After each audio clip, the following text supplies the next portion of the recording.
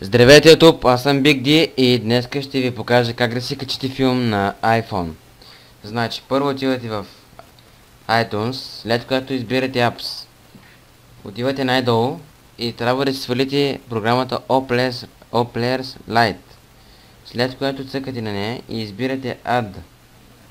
Ако имате, тук ви се намира филма. Избирате филма и ако имате прикачени към него субтитри, ги избирате и двата. В този случай има само филм. Цъкате филма и избирате отвори. Ето, филма почва да се качва на телефона.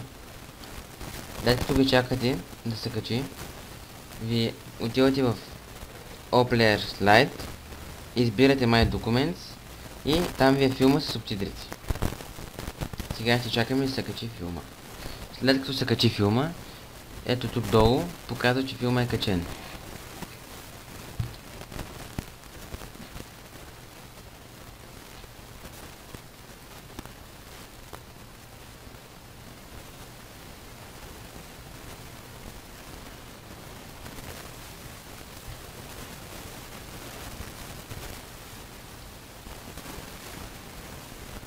Ето, вече филма е качен. Ако имате въпроси, оставил съм Skype или ми пишете.